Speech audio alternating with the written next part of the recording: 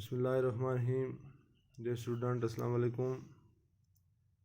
रियाज़ Ahmad Gilani, GMS गुंडी सईद अजून चमकोड।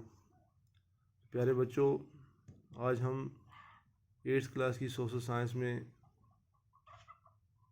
Industries के की एक्सरसाइज करने जा रहे हैं। ये एक लेसन नंबर 5 है।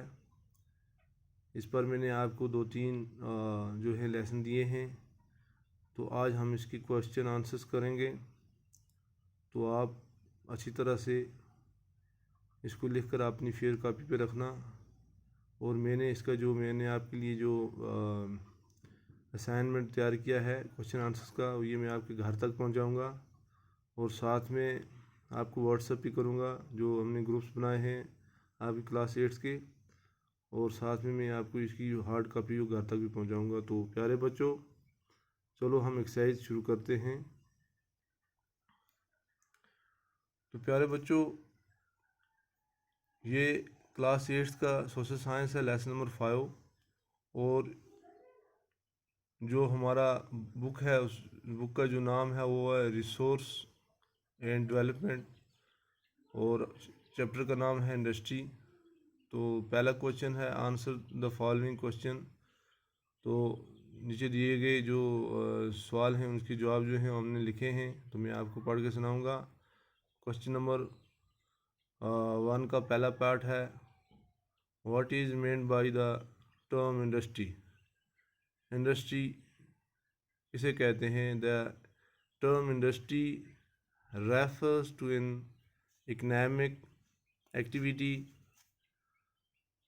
that is concerned with production of goods, extraction of minerals, or provisions of service। तो ये क्वेश्चन नंबर फर्स्ट है कि the term industry refers to an economic activity that is concerned with production of goods, extractions of minerals, of provisions of service or provision of service। तो question number 2 है, question number 1 का part 2 है, which are the main factors which influences the location of an industry। तो main factors कौन कौन से हैं industry के लोकेशन करने के लिए? तो इसका आंसर है the main factors on which the location of industry depends are. जिस पर किन किन चीज़ों पर डिपेंड करती है, जिसकी वजह से इंडस्ट्री जो है खड़ी की जाती है। नंबर 1 है A part, availability of raw material की अवेलेबिलिटी होनी चाहिए, ज़मीन लैंड होनी चाहिए, वाटर वहाँ पर पानी होना चाहिए, ट्रांसपोर्टेशंस गाड़ी वहाँ पर जानी चाहिए, रास्ता होना चाहिए, लेबर मजदूर होने चाहिए, इलेक्ट्रिसिटी पावर, कैपिटल और मार्केट। तो ये 8 चीज़ें जो हैं, इन 8 चीज़ों की फैसिलिटी के हिसाब से इंडस्ट्री जो है वो खड़ी की जाती है।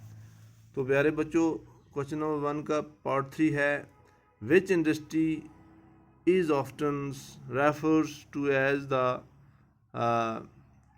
Backbone of modern industry and why. कौन सी इंडस्ट्री को बैकबोन और मॉडर्न इंडस्ट्री कहा जाता है? इसका आंसर है iron and steel industries is often refers to as the modern industry. कौन सी? आयरन की और स्टील की। द रीज़न आर, इसके रीज़न क्या क्या है, इसकी रीज़न्स देने हैं मॉडर्न इंडस्ट्री को क्यों कहा जाता है। नंबर 1 है A part, it provide base for many industries. ये बहुत सारी इंडस्ट्रीज की बेसिस होती हैं। It lays the foundation for the rapid development. Number 3 of development of the others industries like automobiles, aircraft, ETC। जैसे ऑटोमोबाइल और aircraft जो industries हैं एक्स्ट्रा वगैरह, विच हेल्प जो क्या करती हैं, मदद करती हैं in the economic development of the country. तो प्यारे बच्चों नेक्स्ट क्वेश्चन है, क्वेश्चन नंबर 4 है, एक का पार्ट 4 है। Why did cotton textile industry rapidly expound in Mumbai? तो इसका जवाब है cotton textile industry rapidly expanded in Mumbai due to the following reasons. तो इसकी नीचे दी गई रीजन जो हैं, इस रीजन के मुताबिक ये इंडस्ट्री खड़ी है। It's humid climate which is favourable for cotton growth. ठीक, facilities of Mumbai as a part of important machines. Number C है availability of raw material. Number 4 है, डी है जो अवेलेबिलिटी ऑफ स्किल्ड लेबर। इन चीज़ों की अवेलेबिलिटी वहाँ पर होनी चाहिए। क्वेश्चन नंबर 2 है tick the correct answer. Correct answer जो है उनको टिक करना है। तो इसकी 4 ऑप्शन दिए गए हैं, ए बी सी और डी, और लेकिन मैंने आपको खाली यहाँ पर जो है इसका जो आंसर है वही लिखा है, जो उसमें मैंने लिखा है ए है, बी है, सी है, या तो बाकी आप ये चूँकि इसकी आंसर की सूरत में मैंने लिखा है। Take the correct answer. Fort Gloster is located, ये है वेस्ट बंगाल में। इसका आंसर जो है वेस्ट बंगाल में। Which of the following in a natural fibre, इनमें से कौन सा नेचुरल फाइबर है? इसमें 4 ऑप्शन दिए गए हैं, तो मैंने आपको यहाँ पर जवाब दिया है नीलान है। ठीक है, तो प्यारे बच्चों क्वेश्चन नंबर 3 है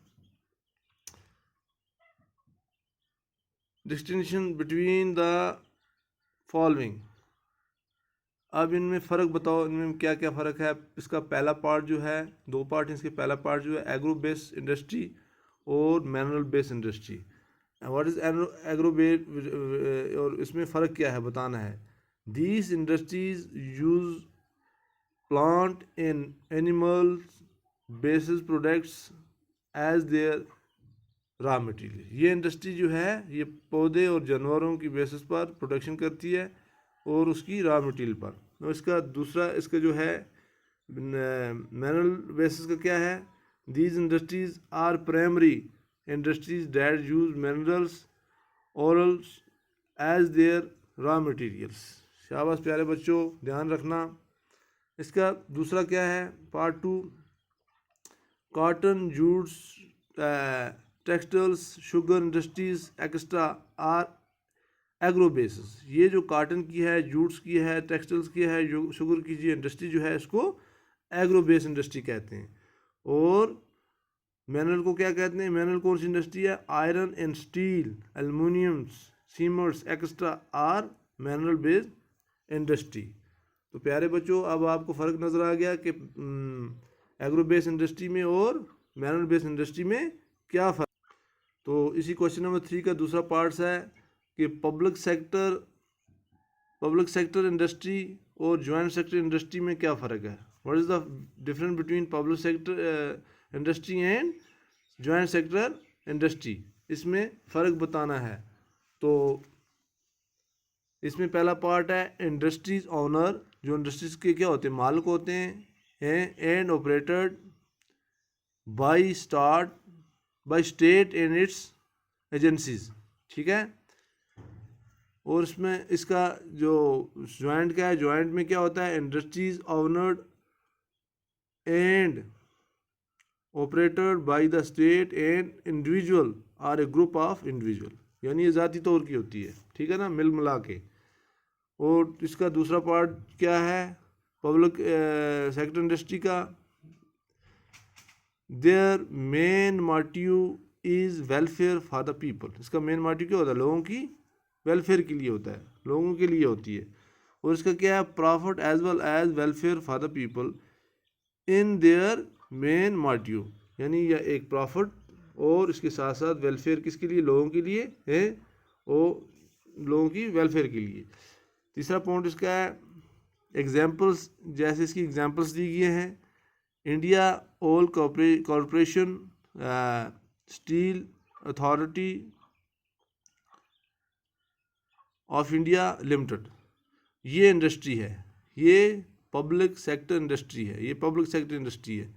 और इसमें एग्जांपल जो तीसरी दी गई है, फॉर एग्जांपल्स मारवती उद्योग लिमिटेड, उद्योग लिमिटेड, मारवती जैसे ये प्राइवेट इंडस्ट्री है, ये पब्लिक गवर्नमेंट की होती है। तो दोनों जो हैं वो लोगों के बेनिफिट के लिए होती हैं। तो क्वेश्चन नंबर 4 जो है, यू टू एग्जाम्पल्स, 2 मिसालें देनी हैं of the following in the space provided. तो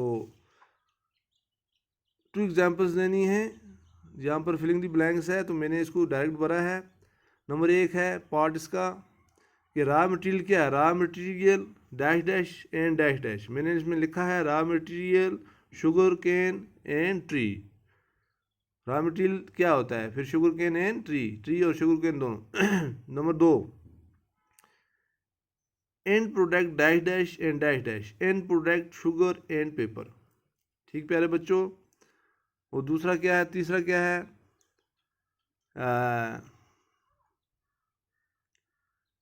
territory activity dash dash and dash dash, transport and trade. Tertiary activity क्या है, transport and trades. Number 4 agro based industry dash dash and dash dash, agro based industry cotton textile and vegetable oil. चौथा जो है, 5वां जो है cottage industry dash dash and dash dash, cottage industry basket weaving and pottery, pottery और basket weaving तैयार करती हैं। और इसका छठा जो है cooperative dash dash and dash dash, cooperative जो है वो डाइंग है एंड शुगर मिल है, ड्राई एंड शुगर मिल। ये 2 जैसे बनती है, चॉकलेट जैसे बनती है जिसका नाम है चॉकलेट बनती है मिल्क ड्राई है। तो इस तरह ये इंडस्ट्री जो इनमें है। तो प्यारे बच्चों, यहाँ पर आपका ये जो एक्सरसाइज है ख़त्म हो जाती है। तो रियाज गिलानी, JMS गुंडी सईदा। तो प्यारे बच्चों, अपना ख्याल रखिएगा और खूब पढ़ते रहिएगा। ये असाइनमेंट जो है ये आपके घर तक पहुँचेंगे इंशाल्लाह। और तब तक आप ये वीडियो देखकर अपनी कॉपी पर लिख के रखना, जहाँ से आपको गलती हुई तो ये इस पर देख के उसको दुरुस्त कर लेना। बाकी वस्सलाम, खुदा हाफ़िज़, थैंक यू।